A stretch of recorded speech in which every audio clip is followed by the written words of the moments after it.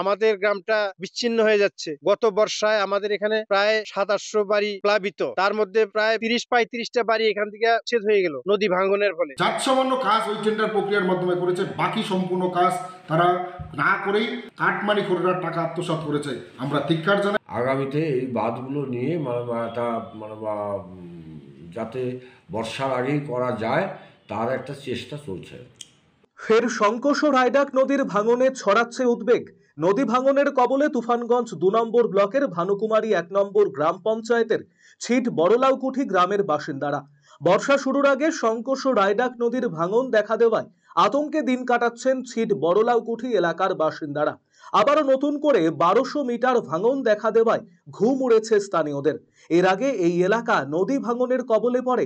ভাঙনের ফলে নদীগর্ভে বিলীন হয়ে গিয়েছে কৃষি জমি সহ বসত ভিটে। সে কারণে অস্তিত্ব সংকটে পড়েন অসংখ্য কৃষিজীবী পরিবার। ছিট বড়লাউকুঠি গ্রামের প্রচুর আবাদি জমি ও ঘরবাড়ি বিলীন হয়েছে নদীর গ্রাসে। নদী যেভাবে ক্রমে বসতির দিকে এগিয়ে আসছে তাতে গ্রামের বাকি বসত ভিটেটুকু নিশ্চিহ্ন হওয়ার আশঙ্কা দেখা দিয়েছে। তুফানগঞ্জ ইরিগেশন, কোচবিহার ইরিগেশন, এমনকি সেচ দপ্তর পর্যন্ত আমরা লিখিতভাবে পেয়ার দিয়েছি, কিন্তু আমাদের এই বাঁধটা হচ্ছে না।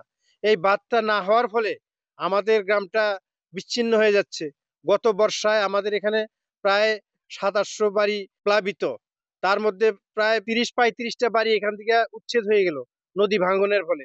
আজকে যদি আমাদের এই নদী বাঁধ থাকতো তাহলে কিন্তু আমরা ভিটা বাড়ি অসহায় মানুষগুলা কিন্তু অন্যত্র যাইতাম না। প্রত্যেক বাড়ি তো দেখলাম, বিগত দিন থেকে আমরা দেখে আসছি, যখন পঞ্চায়েত নির্বাচন, বিধানসভা নির্বাচন, এমপি ইলেকশন, লোকসভা নির্বাচন আসে, তখন অনেক নেতা নেত্রীরা আসে, আমাদেরকে অনেকেই আশ্বস্ত করে যে আমাদেরকে ভোট দাও, আমাদেরকে ভোট দাও, আগামী ভোটে আমরা জিততে পারলে তোমাদের এই নদী বাদ করে দেব। কিন্তু কই, এখন তো কোনো নেতা মন্ত্রী কোনো দেখা পাই না। তুফানগঞ্জ ২ নম্বর ব্লকের ভানুকুমারী ১ নম্বর গ্রাম পঞ্চায়েতের অসম সংলগ্ন এই ছিট বড়লাউকুঠি গ্রাম। শঙ্কোষ এবং রায়ডাক নদী এই গ্রাম পঞ্চায়েত থেকে বিচ্ছিন্ন করেছে গোটা গ্রামকে।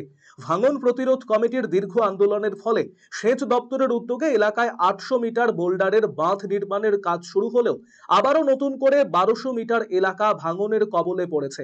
ভাঙনের ফলে ১/৩ এলাকায় বিলীন হয়েছে নদীগর্ভে। স্থানীয় বাসিন্দাদের অভিযোগ, গ্রাম পঞ্চায়েত দপ্তর থেকে বিডিও অফিস, এমনকি সেচ দপ্তরের কাছেও বারংবার জানানো হয়েছে অভিযোগ, কিন্তু মেলেনি কোনো সুরাহা। এর আগেও প্রশাসনিক কর্তারা কয়েকবার এলাকা পরিদর্শন করেছেন, কিন্তু কাজের কাজ কিছুই হয়নি। এ বিষয়ে দেখেন, আমরা বিডিও অফিস থেকে শুরু করে ইরিগেশন অফিস, তুফানগঞ্জ, কোচবিহার সেচ দপ্তরের কাছেও অনেকবার আমরা লিখিত পেয়ার দিছি, তাদের কাছে গেছি, ঠিক আছে। আজ পর্যন্ত আমাদের কোনো আশ্বস্ত করে নাই। বা ভোট আসে, ভোট নিতে আসে, চাইতে আসে নেতা মন্ত্রীরা যে আমাদেরকে ভোট দেওয়া, আমরা নদী বাদ করে দেব। আমরা যদি এই ছিট বড়লাউকুঠিতে বসবাস করতে না পারি, আমাদের বাস্তবিটা যদি নদীর মধ্যে চলে যায়, আমাদের ভোগ দখলীয় সম্পত্তি যদি নদীর মধ্যে চলে যায়, তাহলে আমরা কি খেয়ে জীবন ধারণ করব? আমাদের যদি জমি না থাকে, তাহলে আমরা সেই জমির মূল্য অন্যত্র কোথায় যেয়ে খরিদ করব, কোথায় যাব, এটা আমাদের সমস্যা। নদী ভাঙনের কবলে এলাকা জানিয়ে কটাক্ষ করতে ছাড়েনি গেরুয়া শিবির। রাজ্যের শাসক দল তৃণমূল কংগ্রেসকে কড়া ভাষায় আক্রমণ করেছেন বিজেপির মণ্ডল সভাপতি। সেই মানুষগুলো যেভাবে থাকে, যেভাবে যে এলাকাগুলোতে বসবাস করে, বারংবার এই তৃণমূল সরকার দীর্ঘ ১২ বছর ১৩ বছর যাবৎ তাদেরকে আশ্বস্ত করে এসছে, কিন্তু তাদের জন্য রাস্তাঘাট, সেই বাঁধ এবং অন্য ব্রিজের কোনো পরিকল্পনা করেনি। দুঃখের বিষয় এটাই যে গতবার নাবার্ড থেকে টেন্ডারের মাধ্যমে পঞ্চায়েত সমিতি, জেলা পরিষদ থেকে একটা কাজের সেই বাঁধের কাজ, ১২০০ মিটার বাঁধের কাজ করার জন্য বারংবার তৃণমূলের এই কাটমানিখোররা, এই দালালরা, এই ঘুষখোররা বারংবার সেই টেন্ডার প্রক্রিয়া স্থগিত করে। সেই এলাকার মানুষের জন্য আমরা এই আন্দোলন করার পরেও যাৎসামান্য কাজ ওই টেন্ডার প্রক্রিয়ার মাধ্যমে করেছে, বাকি সম্পূর্ণ কাজ তারা না করেই কাটমানিখোররা টাকা আত্মসাৎ করেছে। আমরা ধিক্কার জানাই এরকম প্রশাসন, তৃণমূলের পঞ্চায়েত সমিতি। যদিও এ ব্যাপারে দ্রুত সমস্যা সমাধানের আশ্বাস দিয়েছেন তুফানগঞ্জ ২ নম্বর ব্লক পঞ্চায়েত সমিতির সভাপতি শীতল চন্দ্র দাস। আমরা এর আগেও ছিট বড়লাউকুঠিতে যে ভাঙনের বিষয়টি ছিল সেটা নিয়ে আমরা একটা বাদ সেটা সেখানে করেওছি আর কি।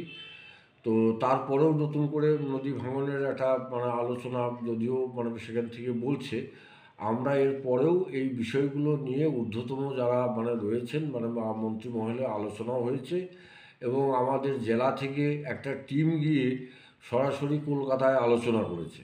আগামীতে এই বাঁধগুলো নিয়ে মানে একটা মানে যাতে বর্ষার আগেই করা যায় তার একটা চেষ্টা চলছে।